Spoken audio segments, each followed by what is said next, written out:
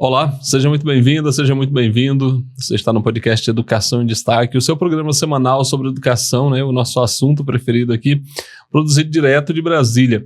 E o nosso podcast é uma produção de Destaque 61, assessoria e consultoria, e conta com o apoio de parceiros que fazem com que ele se torne possível. Falo da CNTE, a Confederação Nacional dos Trabalhadores em Educação. Falo do Proifes Federação, a Federação de Sindicatos de Professores e Professoras de Instituições Federais de Ensino Superior e de Ensino Básico, Técnico e Tecnológico. Falo do ATENS, Sindicato Nacional dos Técnicos de Nível Superior das IFES. Falo também do Simpro-DF, Sindicato dos Professores da Rede Pública aqui do Distrito Federal. Falo também da CONTE, a Confederação Nacional dos Trabalhadores em Estabelecimento de Ensino, e aí a gente está falando da educação privada. Falamos também do Simproep, Sindicato dos Professores da Rede Particular aqui do Distrito Federal, e falamos também da Clínica Saberes Neuropsico aqui do Distrito Federal. E temos ainda o apoio do Sebrae, parceiro que soma com a gente aqui nessa construção do podcast Educação em Destaque.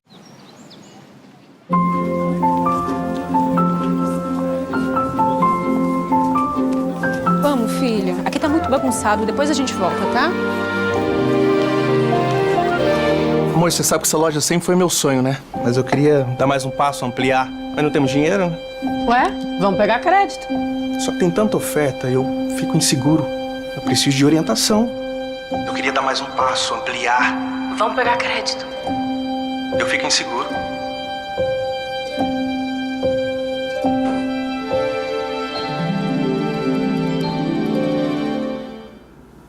É isso. O Sebrae vai me orientar.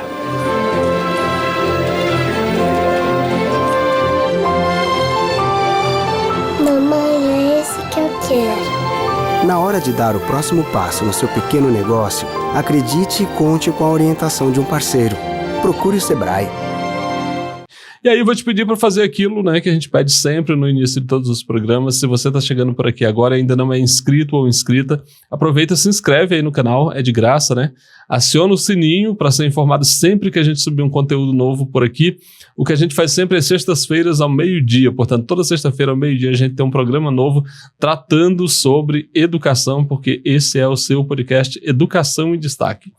E aí você pode compartilhar, inclusive, o link desse programa e a playlist que a gente tem aí no canal, com todos os programas, todas as entrevistas que a gente fez até aqui. Então você compartilha aí nos seus grupos de WhatsApp, isso é muito bom, porque muito mais gente vai ter acesso a esse material, a essas informações. E hoje, para minha alegria, a gente recebe aqui uma participação muito importante. Ele já esteve com a gente no ano passado, ainda não veio em 2025, essa é a primeira vez, então a gente vai falar sobre a atuação da CNTE, porque eu vou conversar com o presidente da CNTE, o professor Heleno Araújo, que também é do Conselho Nacional de Educação, é do Fórum Nacional de Educação, enfim, ele está em diferentes espaços e a gente vai fazer uma conversa muito boa aqui agora.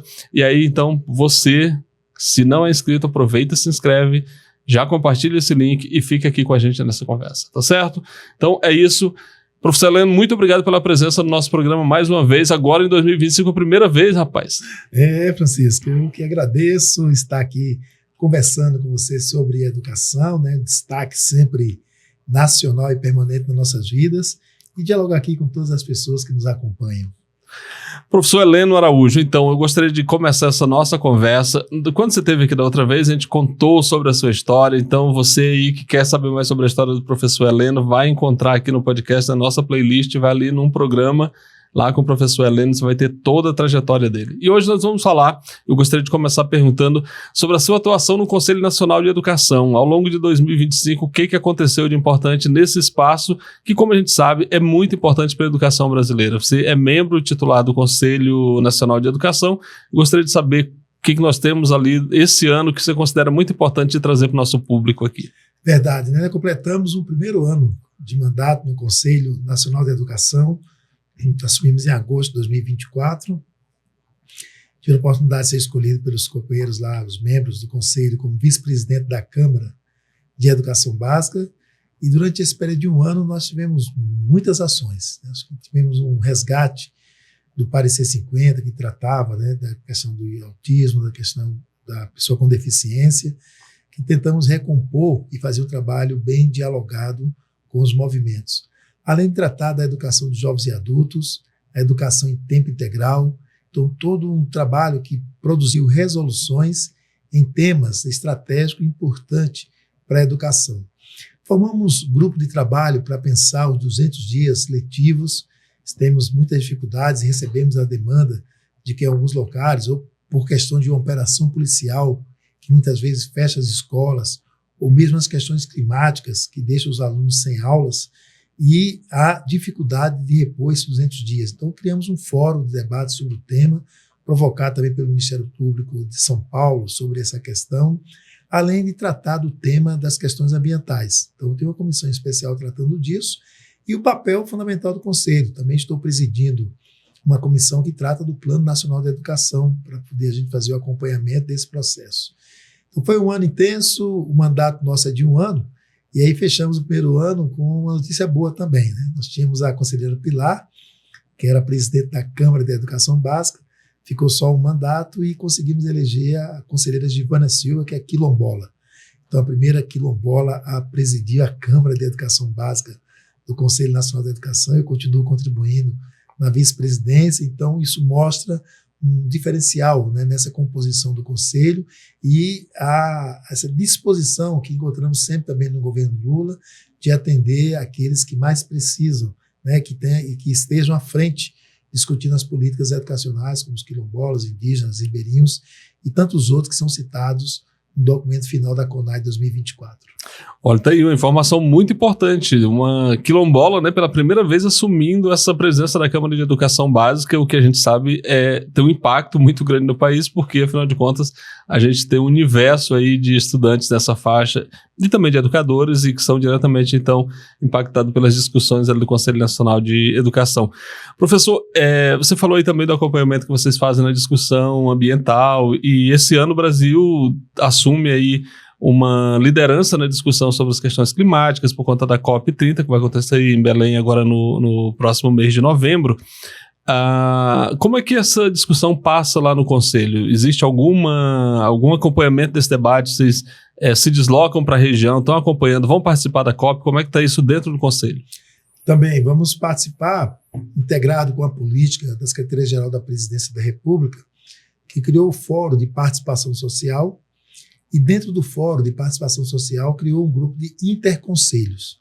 Então, tanto os conselhos existentes diversos e da educação faz parte desse processo, como o próprio Fórum Nacional da Educação também tem representação no Fórum Interconselhos. E lá recebemos a tarefa de quais as contribuições do Conselho Nacional de Educação, do Fórum Nacional da Educação para a COP30 na área da educação. Então, há uma produção já feita por esta comissão no Conselho Nacional da Educação, são 7 propostas que estamos indicando para encaminhar a esse fórum, esse espaço do Interconselhos e levar a COP30, bem como também dentro do Fórum Nacional da Educação, né, o nosso professor Bebeto, responsável pelo eixo 7 do documento final da CONAI 2024, também produziu um grupo de trabalho e no próximo dia, agora 29, que temos reunião remota, vamos também definir algumas propostas, alguns encaminhamentos que nós entendemos da área da educação para as questões ambientais e levar a COP30 para que os governos também incluam essas políticas educacionais no enfrentamento às questões climáticas que assolam todo o mundo. Pois é, como eu falei para vocês aqui no início do programa, o professor Heleno Araújo, além de conselheiro nacional de educação, também integrar o Fórum Nacional, ele é presidente da CNTE, a Confederação Nacional dos Trabalhadores de Educação, e agora a gente vai direcionar as nossas perguntas para essa atuação aí sindical, essa atuação militante do professor. Esse ano, uma coisa muito importante que acaba de acontecer, porque foi no começo de setembro, é a aprovação na Câmara do Sistema Nacional de Educação, que, aliás, é uma luta antiga aí do movimento sindical, inclusive. Como é que a CNTE acompanhou esse debate? Como é que vocês avaliam esse texto que foi aprovado, que agora está em discussão no Senado? Como é que vocês avaliam, então, esse documento? Olha, de fato, bastante antigo, né? Mas quando começamos a cobrar e a exigir que tivéssemos a lei do Sistema Nacional de Educação, a CNTE estava nascendo, né? Porque antes da CNTE, nós tínhamos uma Confederação de Professores do Brasil, que já compunha ali o Fórum Nacional em Defesa da Escola Pública, nos anos 80, e que batalharam muito, né, para que esse ponto estivesse na Constituição Federal.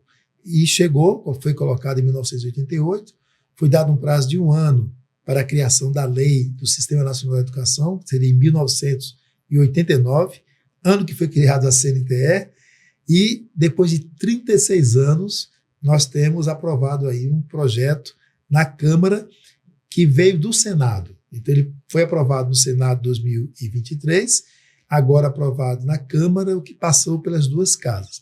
Como sofreu modificações na Câmara, voltou para o Senado. Claro que é um conteúdo que nós consideramos que está ainda aquém daquilo que nós necessitamos para garantir de fato o direito à educação para todas as pessoas e com tudo aquilo que é objetivo do Sistema Nacional de Educação. Mas temos uma lei que brigamos por 36 anos para que ela aconteça. Então, estamos bem próximo de que esse projeto de lei siga para o presidente Lula assinar e dar as condições, para que, a partir da lei do Sistema Nacional de Educação, tenha a possibilidade de ver as políticas indicadas para os próximos 10 anos em uma outra lei, que é o Plano Nacional de Educação, serem implementadas. Porque os 2 últimos planos nós não conseguimos fazer essa implementação. Pois é, acompanhando ali a tramitação desse projeto do Sistema Nacional e os debates ali na Comissão de Educação, enfim, tem parlamentares que avaliam que o texto traz conquistas. Por exemplo, a deputada Carol D'Artora, do PT do Paraná, ela fala que o texto traz conquistas relacionadas, por exemplo, ao movimento quilombola, que esse grupo já agora tem, a partir do sistema, uma proteção maior, enfim, uma educação voltada para a sua especificidade. No entanto, a gente já tem parlamentares como Adriana Ventura, do Novo de São Paulo, que fala que o texto não serve para nada, porque sequer quantificam, porque eles falam muito de metas, então sequer tem metas a serem atingidas. Então, como é que vocês avaliam o texto desse ponto de vista, tanto de quem considera que ele é um avanço, que ele é um progresso, como quem desconsidera e acha que não serve para nada? Olha, primeiro é isso. Eu acho que um dos objetivos da Lei do Sistema Nacional de Educação é indicar as diretrizes e os princípios para uma ação cooperada entre a União, Estados, Distrito Federal e municípios. Então, ele traz essas diretrizes, aponta esses princípios e está lá colocado em um dos objetivos da lei. Depois da lei aprovada, como você vai consolidar essa ação? Nós vamos precisar da lei do Sistema Estadual de Educação, da lei do Sistema Distrital de Educação e da lei do Sistema Municipal de Educação. Então, num país federado como o nosso, não é apenas a lei federal que vai dar conta de você implementar essa ação cooperativa. Então, é preciso ter essas leis nos outros esferas públicas e, a partir daí, você ter um trabalho de cooperação entre os entes federados, que a educação seja pensada de forma sistêmica, ou seja, da creche até a pós-graduação. Fazendo uma ligação, a União tem responsabilidade com a creche? Tem sim, e vai ter que cumprir o seu papel. O município tem responsabilidade com a graduação, a pós-graduação? Tem sim. Cada universidade nossa, cada instituto federal estão fincados em um dos municípios. Qual a contrapartida que o município pode dar a esse processo de cooperação numa visão sistêmica da educação da creche à pós-graduação? Então, ele tem esse objetivo. E aí uma das críticas coloca isso, olha, mas lá não tem a punição a esse gestor que não cumprir porque não tem nenhuma relação com o PISA. O PISA é uma prova de avaliação dos nossos estudantes em cima de matemática, português e ciência. Então, não tem mesmo, porque esse processo de avaliação padronizada ou determinada de cima para baixo, nós não queremos. Nós queremos uma ação organizada, onde tenha uma avaliação sistêmica e formativa que faça um diagnóstico da situação. O mesmo acontece com o papel que o sistema traz. O sistema ele tem que garantir aquilo que está no artigo 205 da Constituição. Ou seja, lá está dito que a educação tem que ser incentivada e com a participação da sociedade civil. Então, os fóruns de educação têm que ter espaço nessa lei de sistema. E o que o Adriana Ventura, do Partido Novo, diz, não tem que ter fórum. Como não? Tem que ter a participação social, tem que ter a participação popular, porque é uma determinação constitucional. Então, nesses pontos, ele tem vantagens e importância nesse processo de organização. Claro que a gente queria que ele já trouxesse também a regulamentação do custo aluno-qualidade como referência de financiamento para a educação básica. Lá só cita que ele é uma referência, mas não traz a sua regulamentação, o que vai exigir uma nova lei que regulamente isso para poder você dizer, olha, qual a referência de financiamento para a educação básica que nós devemos ter. A Constituição já aponta o custo aluno-qualidade, a lei de cima também, como ela não regulamentou, vamos precisar fazer o passo seguinte. Tá, mas a CNTE avalia que a aprovação da Lei do Sistema Nacional de Educação é positivo para a educação brasileira. Sim, como eu falei no início, né, foram 36 anos, né, de luta e cobrança nesse processo. E até porque, quando você lê o artigo 214 da Constituição Federal, lá está dito que a Lei do Plano Nacional de Educação deve articular o Sistema Nacional de Educação. Então, quando a gente lê isso, a gente pensa, olha, mas como é que eu tive 2 planos sem a existência do sistema? Então, a quem o plano articulava? O que não existia. Então, a existência é importante para que a gente possa dar fundamento e concretude mesmo ao futuro Plano Nacional de Educação para articular essa lei de sistema. Então, tem, né, uma ação positiva nesse processo. É claro que nós queríamos mais, né, mas isso faz parte da luta. Muito bem, assim nós chegamos então num ponto que é muito importante agora de falar, que é o Plano Nacional de Educação. Porque se o Sistema Nacional, como você falou, começou a discussão ali no Senado, veio para a Câmara alterou, voltou para o Senado e está para ser aprovado no Senado, nós temos então tramitando nesse momento o Plano Nacional de Educação, as audiências públicas acontecendo ali na Comissão de Educação do Senado e tudo mais. Em que pé que está essa discussão, em que pé que está esse debate, a gente aprova ou não aprova esse plano de educação aí nos próximos dias? O projeto está atrasado, né, de acordo com o cronograma que a própria Comissão Especial organizou. No cronograma, tivemos a realização das audiências em todos os estados, isso aconteceu, diversas audiências com diversas entidades também na Câmara, essas audiências públicas aconteceram, e estava previsto na primeira quinzena de outubro o relator apresentar seu primeiro relatório para entrar em debate durante um mês e em setembro ter a votação na Câmara. Já estamos aí na segunda quinzena de setembro e o relator ainda não apresentou, né, seu primeiro relatório, que coloca que dentro da programação da Comissão Especial, ao ser apresentado, temos um mês para frente. E lembrando que em dezembro acaba o prazo, né, da prorrogação do anterior. A nossa expectativa é que em passo de outubro aí a votação na Câmara, teria novembro e uma quinzena de dezembro para ser aprovado no Senado, que alguém pode dizer, mas o tempo é muito curto. Não, porque o Senado iniciou um conjunto de audiências públicas desde quando o projeto foi entregue no ano passado na Câmara. Então o Senado fez um conjunto de audiências públicas no ano passado, fez outras audiências públicas esse ano, então o Senado está preparado e tem em mãos, né, na Comissão de Educação, diversas emendas para poder aprimorar o que saia da Câmara. Então há possibilidade de no Senado você ter agilidade e ainda conseguimos aprovar o plano ainda este ano. Para que fique bem claro para quem nos acompanha, o Plano Nacional de Educação era para ter sido aprovado no ano passado, né? Já prorrogaram o anterior ao longo de 2025 para que nesse ano seja aprovado. Então, não dá para imaginar que a gente conclua o ano sem a aprovação do Plano Nacional de Educação, é isso. Professor, a gente sabe da atuação da CNTE, é muito importante, acompanha todas as pautas. A gente falou aqui de 2 pontos muito específicos, que é o Sistema Nacional e o Plano Nacional de Educação, mas eu gostaria que você avaliasse para quem está nos acompanhando aí, como é que vocês veem, como é que vocês acompanharam ao longo deste ano a atuação da Câmara dos Deputados, que é um espaço onde vocês têm muita atuação nas audiências públicas e tudo mais. Como é que vem funcionando a Câmara dos Deputados, o Congresso, como todo, Câmara e Senado, mas nesse caso especificamente a Câmara, no que diz respeito às pautas de interesse da educação?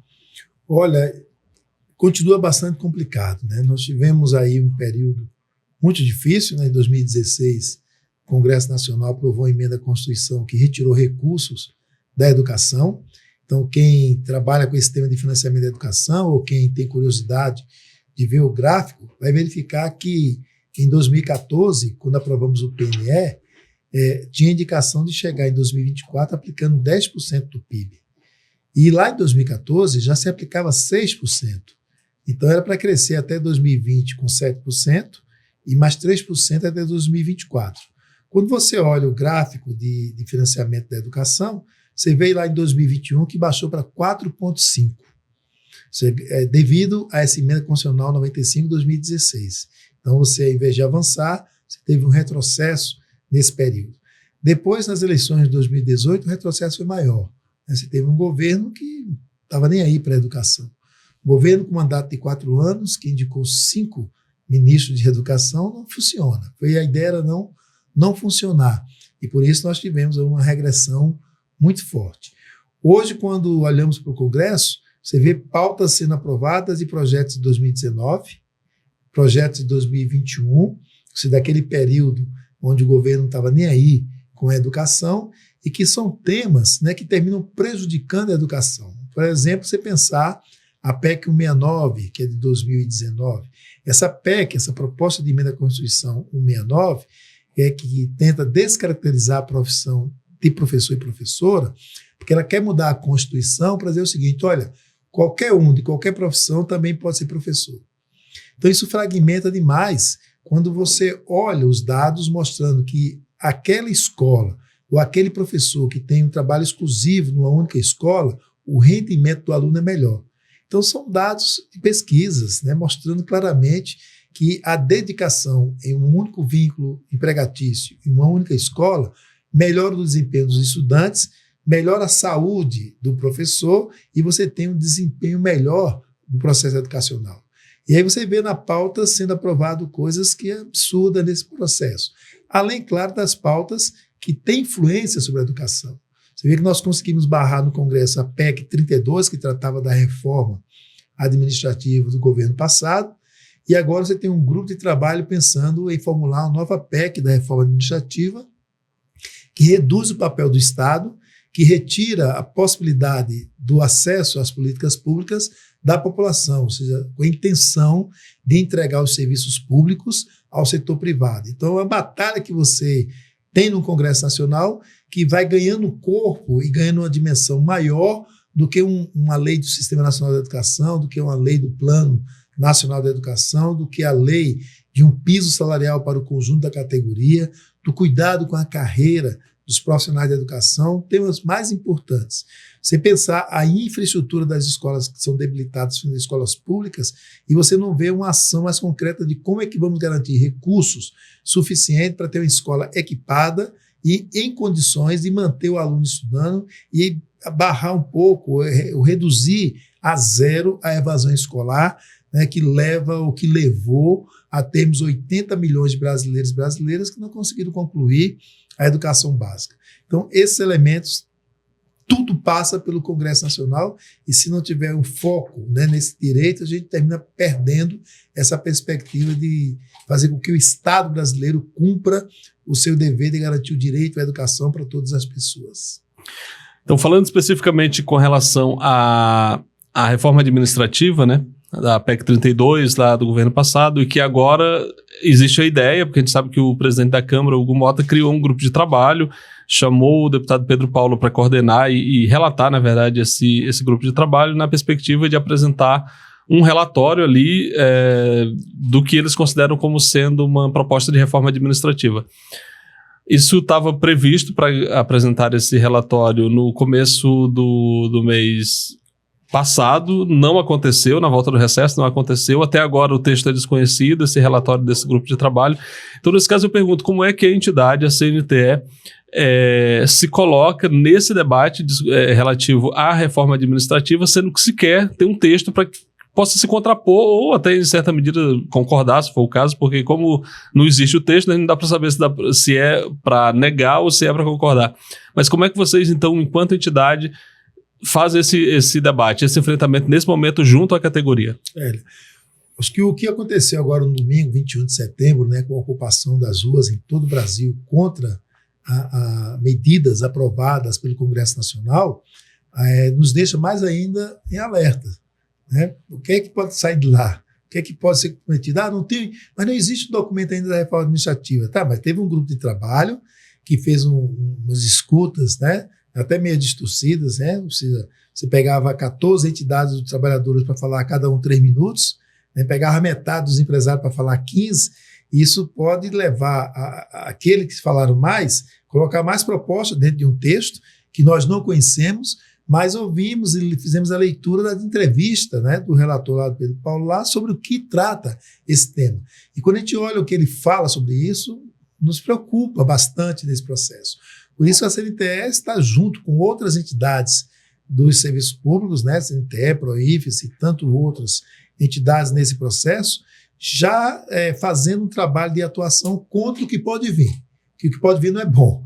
Então nós estamos já todas as terças-feiras e quartas-feiras fazendo protestos em Brasília, estamos recepcionando no aeroporto, fazendo atos públicos nos anexos aí da Câmara, do Senado, para mostrar a nossa pressão, e estamos mobilizando, junto com os demais servidores públicos, para realizarmos uma marcha aqui em Brasília, no dia 29 de outubro. Então, uma grande marcha aqui para dizer, olha, nós não concordamos com o que vem por aí, porque nós temos a leitura que o que vem por aí não é bom para o Estado brasileiro, não é bom para os serviços públicos.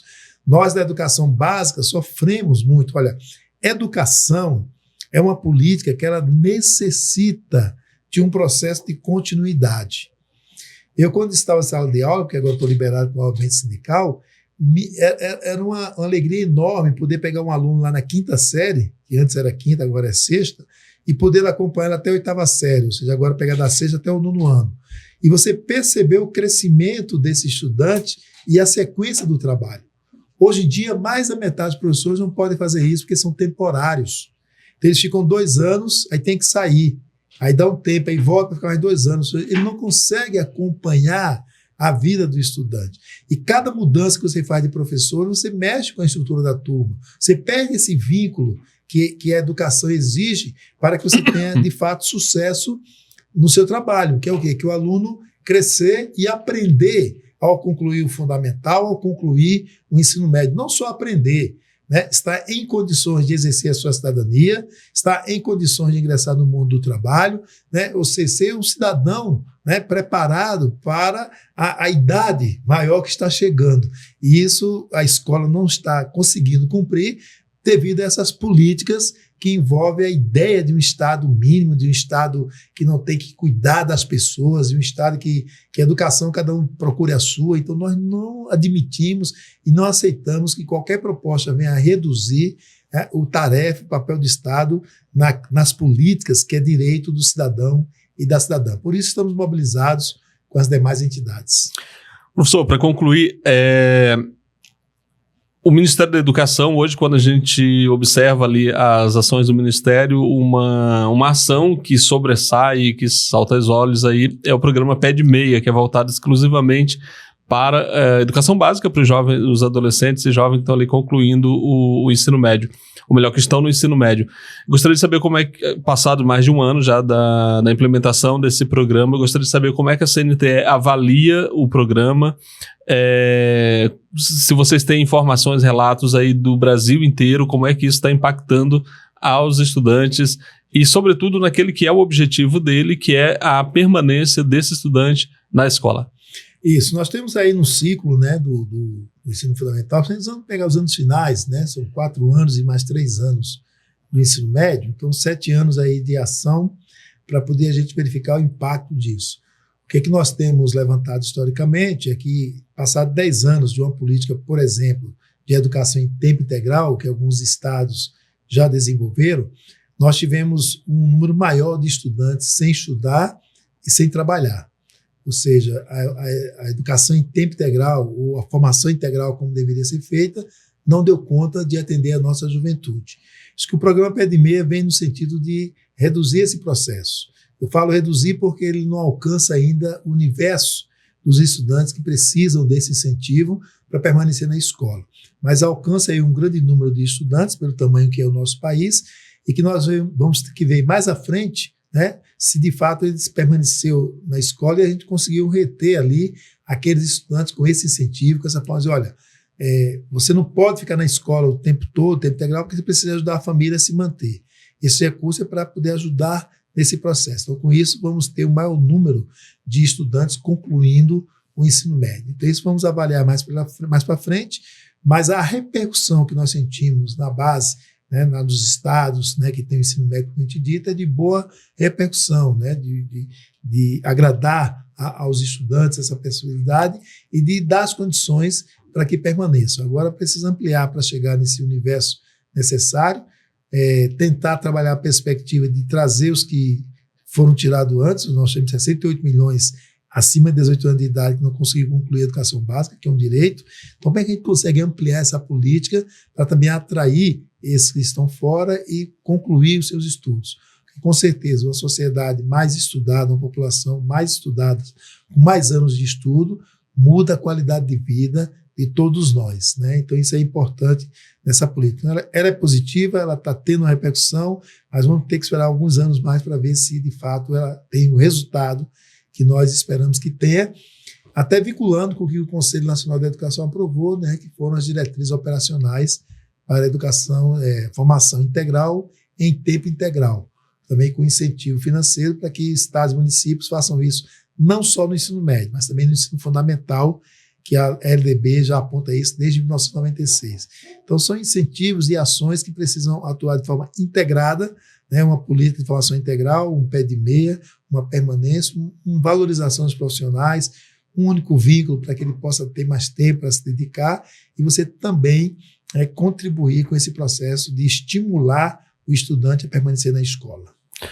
E por fim mesmo, agora para a gente concluir, eu não poderia deixar de perguntar, a gente sabe que o Ministério da Educação, logo que o presidente Lula assumiu, o Ministério tomou a decisão de acabar, pelo menos do ponto de vista do governo federal, com as escolas militarizadas.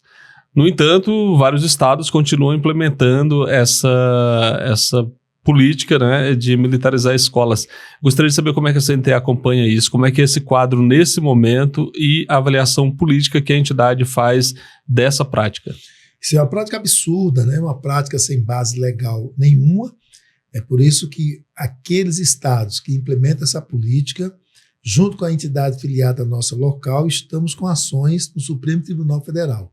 Temos 2 já no Supremo nesse sentido, infelizmente demorada a tomar a decisão, mas temos a certeza que o Supremo Tribunal Federal, ao analisar o conteúdo desse programa, dessa ação dos estados, vai encontrar altos níveis de inconstitucionalidade e barrar essas medidas. Mas ainda estamos atuando, tanto na conscientização da comunidade escolar para rejeitar, o que nós conseguimos, não só da escola cívico-militar, mas também na intenção de governadores de entregar a escola pública para o setor privado. Então, barramos várias escolas lá no Paraná, e isso fez com que o estado lá retrocedesse, mas também atuando na justiça para tentar dizer, olha, isso é uma estrutura que não existe legalidade na política educacional brasileira. Por isso tem que ser cancelado, né, para que a gente, de fato, tenha escola pública atuando de forma cidadã, democrática e inclusiva. Então é isso, nós conversamos aqui com o professor Heleno Araújo, presidente da CNTE, a Confederação Nacional dos Trabalhadores em Educação, que é parceiro aqui do podcast Educação em Destaque, que torna possível então esse programa. Professor, muito obrigado pela presença mais uma vez. Eu que agradeço, felicidade de estar aqui de novo. Valeu, e para você que ficou com a gente até agora, muito obrigado. E aí já sabe, né? Se não se inscreveu ainda, aproveita agora que está acabando o programa. E aí pode inclusive curtir aí, dar um joinha pra gente. Isso ajuda muito na divulgação do episódio para que mais gente possa ter acesso. Tá bom? Então é isso, a gente volta na próxima semana. Um grande abraço, até lá. Tchau, tchau.